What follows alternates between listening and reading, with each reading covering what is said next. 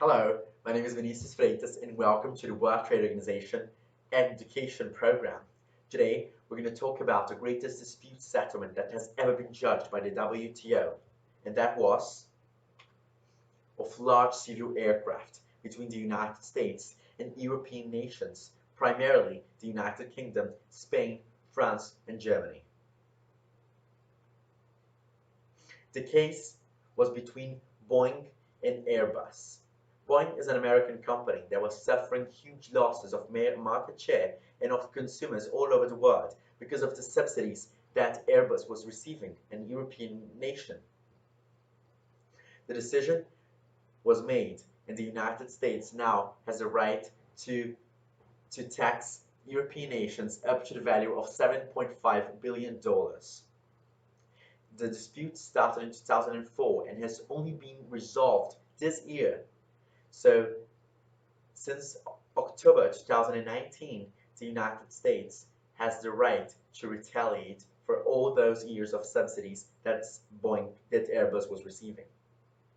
And the decision was made primarily in two articles. The first one is about adverse effects and the serious prejudice that Boeing suffered, and the other one has some important points. So A and B talk about how Boeing was suffering for not being able to import products in the European market, and also how it was not being able to export to other countries all over the world, because it was much cheaper for those countries to buy from Airbus.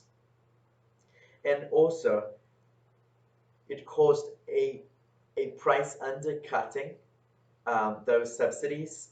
And finally, according to letter D, it increased the market share in an illegal way, because actually it has been proved that Airbus would not even exist without those subsidies. So how could it even have a higher market share than Boeing does? And right now, Airbus has 45% of the aircraft market in the world, and Boeing has 43%. So it's still facing those the consequences of those subsidies. But after all, what is a subsidy?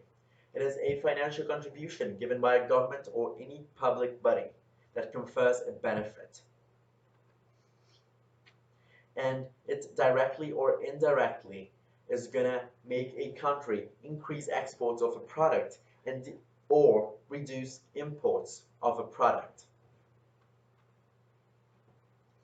And in 2011, the appellate body, which is an organ inside the WTO, organism of trial, has said that more than $18 billion have been spent by those European nations in subsidies directly into Airbus, and that caused Boeing losing more than 300 aircrafts in sales that were not made.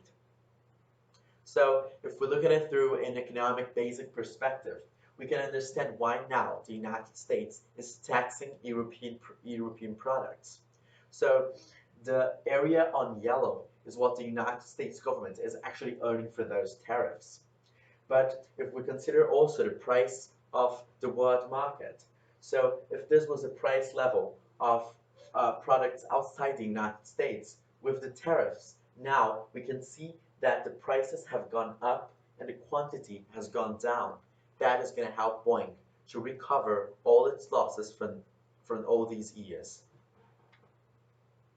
But is it only aircrafts that have been taxed?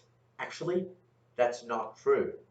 Aircraft have been taxed 10% ad valorem, which means that it's a value added to the assessed value of the product. So it's like a property tax that there is a value established annually for each product, and this ad valorem just means that it's extra to that.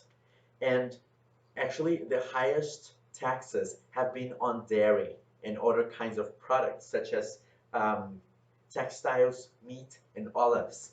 They have been taxed 25% in tariffs.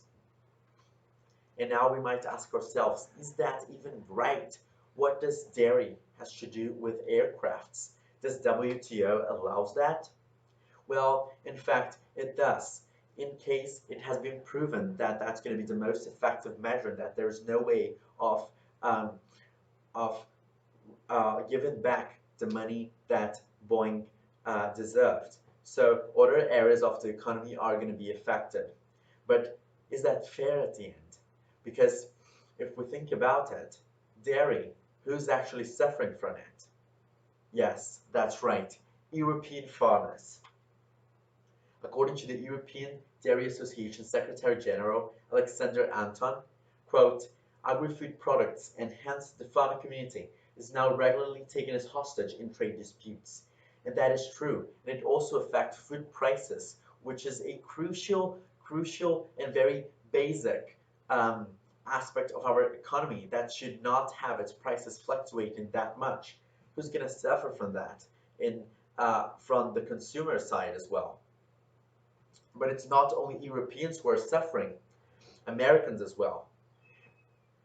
And Mr. Anton said that American alcohol importers are also suffering and that they would be affected up to $3.4 billion in imports that would not be done in alcoholic beverages, for example, because wine was also taxed, and that would cause 13,000 US jobs.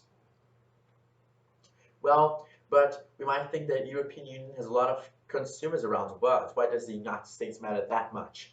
Well, but we can see on the graphs that the United States is the greatest import of European products and also the greatest exporter.